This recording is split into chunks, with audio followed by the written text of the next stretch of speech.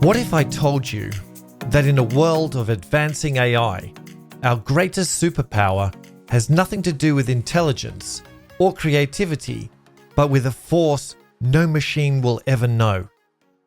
Not because the technology isn't advanced enough, not because we lack imagination, but because there's a barrier written into the very architecture of what it means to be alive.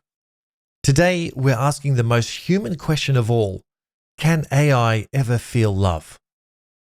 Welcome to Quantum Logic. I'm your host, Spencer Scott, and this episode takes us to the intersection of neuroscience, philosophy, and artificial intelligence. We're going to explore not just what AI can do, but what it will never be able to feel. Along the way, you will walk away with 5 key takeaways about the limits of machine consciousness, why love is more than just data, and how this conversation reshapes what it means to be human in the age of AI. So let's begin where all human love begins, not in algorithms or datasets, but in biology. Takeaway 1. Love is a biological storm machines can't replicate. Falling in love isn't a choice. It's chemistry. Dopamine flooding the brain, oxytocin binding us during touch, cortisol spiking when obsession and stress set in. MRI scans show activity in the caudate nucleus and the ventral tegmental area of the brain, the same reward centers that light up when we eat or when someone takes a hit of cocaine. Love is wired into us as a survival system. Now compare that to AI. A machine doesn't have a bloodstream, a heart that races, or sweaty palms when someone walks into the room. It can calculate those signals from data, yes, even simulate a response, but it doesn't experience the flush of desire or the ache of longing. And that's the point. Without a body, there is no storm. So the first key insight is this: AI can simulate the symptoms of love, but without biology, it cannot live the experience. Takeaway 2. Psychology and evolution give love meaning. Now, biology might kickstart love, but psychology makes sense of it. Robert Sternberg's famous triangular theory tells us love is a mix of intimacy, passion, and commitment. Sometimes we get 2 out of 3. Sometimes all 3 line up, and we call that consummate love. But here's the deeper layer. Love is a drive stronger than sex. Evolution wired us this way because securing a mate wasn't about one night of passion. It was about building bonds, raising children, and surviving as a species. That's why heartbreak feels like dying. It's why rejection can trigger depression or worse. Love is not a rational choice. It's a motivational system, one that hijacks thought and reshapes behavior. And what about AI?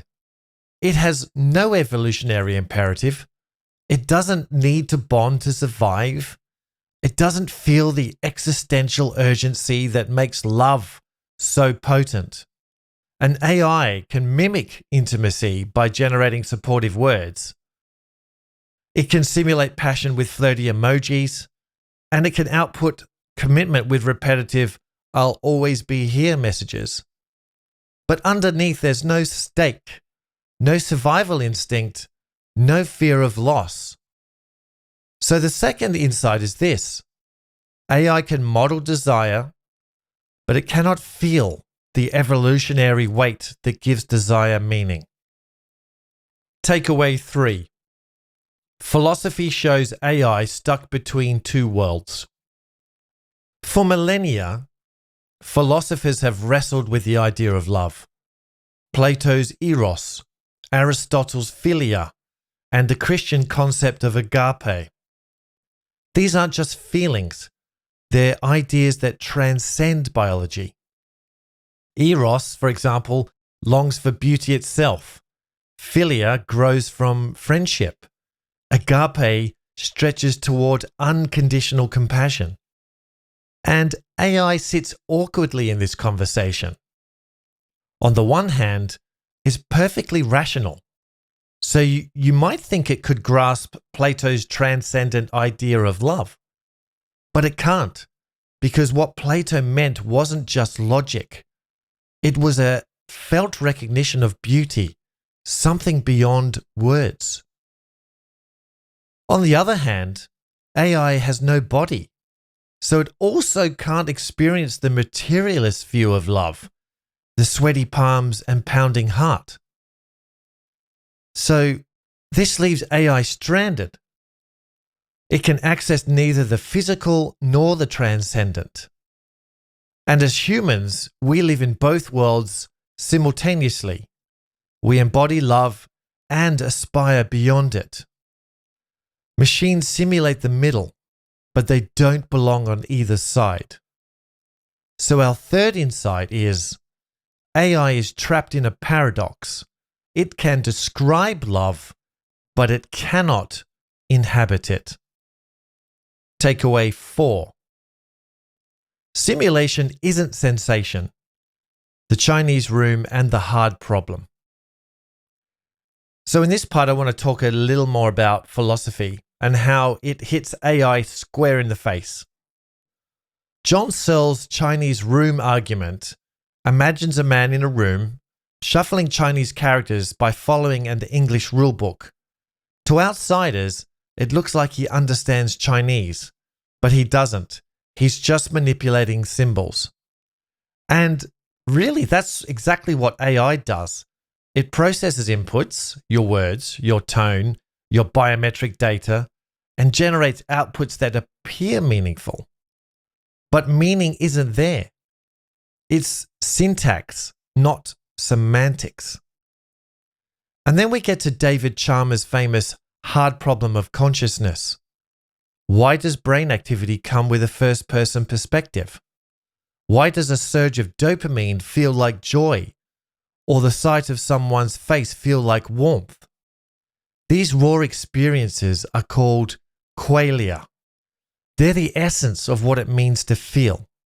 AI doesn't have qualia. It can describe your heartbreak in detail, but it can't feel its own.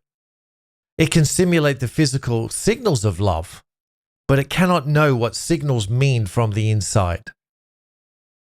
So the fourth insight is AI can imitate the language of love, but it cannot cross the gap between symbol and sensation. Takeaway 5. The body is the final gatekeeper. Even if AI somehow solved the hard problem, there's another barrier, the body.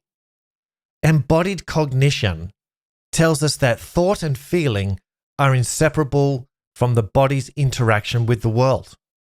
Smiling doesn't just express joy, it can help create it with others. A racing heart doesn't just signal passion, it intensifies it. And AI can obviously replicate that loop.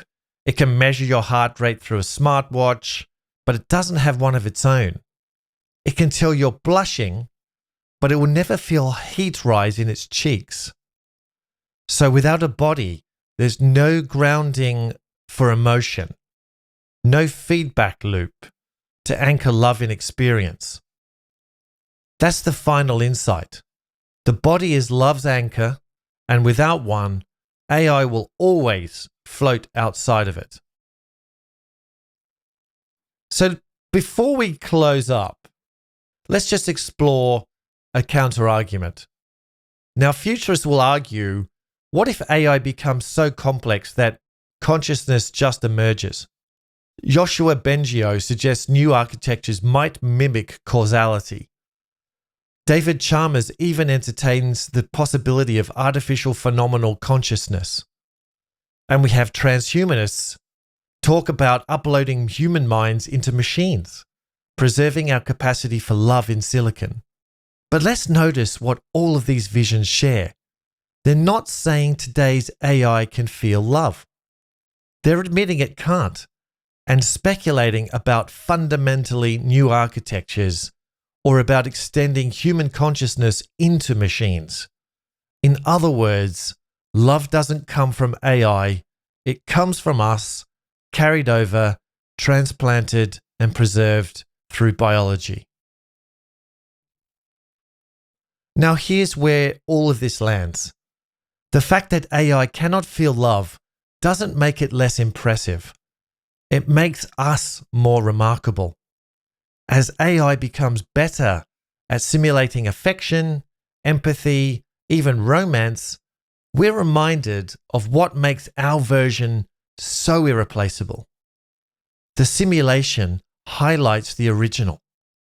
And for me, love remains our last sanctuary, a place of mystery, pain, and the beauty that machines can never enter. And that boundary line forces us to reckon with something profound.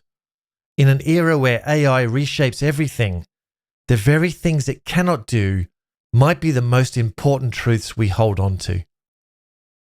That's it for this episode of Quantum Logic. If you've enjoyed this dive into the heart of what makes us human, make sure you follow the podcast on Spotify, YouTube, or wherever you're listening right now. Share it with someone you care about. Yes, someone you love. And let's share the conversation about what separates simulation from real human sensation.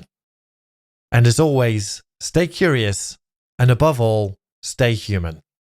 Bye for now.